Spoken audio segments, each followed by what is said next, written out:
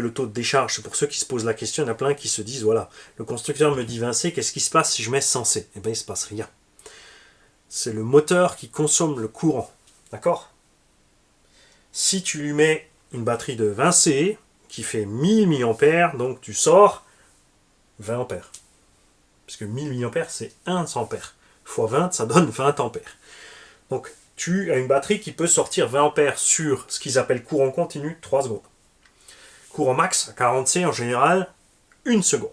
C'est le double en général. Hein, ça dépend des fabricants. Donc, une petite seconde, 40 C. Et là, au bout, tu as un moteur qui consomme 30 ampères. Ça veut dire qu'il va toujours faire souffrir ta lipo. Ta lipo ne peut pas sortir suffisamment de courant pour l'alimenter. Donc il y a une montée en température du câblage, du vario et du moteur. Par contre, tu vas lui donner une batterie comme ça qui sort donc 5,5 fois 100, donc 550 ampères. La batterie ne va pas fourrer le moteur. Hein, c'est pas... non. Le moteur se serre. Et vu que le courant arrive, lui, il respire. En fait, il faut comparer ça à un poumon de fumeur par rapport à un poumon de sportif de haut niveau. D'accord? Ta batterie qui n'a pas beaucoup de C, c'est le fumeur. Donc, peu de capacité pulmonaire, peu d'échange d'oxygène. Va respirer plus. Le cœur va devoir compenser en pompant plus de sang pour plus d'échange. Il va fatiguer plus vite aussi.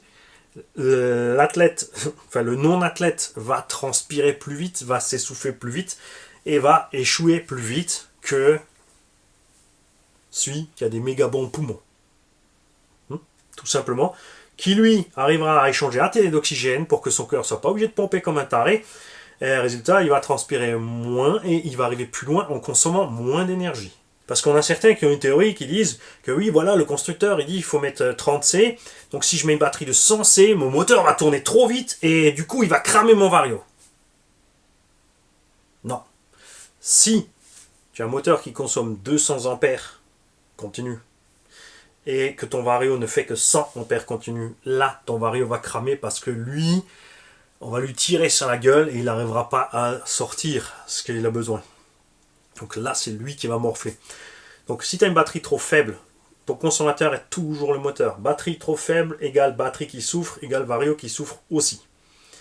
Batterie bien balèze, avec moteur balèze, si ton vario au milieu n'est pas assez balèze, il souffre. S'il est assez balèze, ça va bien. Donc toujours s'aligner sur le moteur. C'est le consommateur qu'il faut prendre en compte et pas l'inverse. Le courant n'est pas forcé dans le vario qui ne le donne pas au moteur. Ce que je veux dire, c'est pas...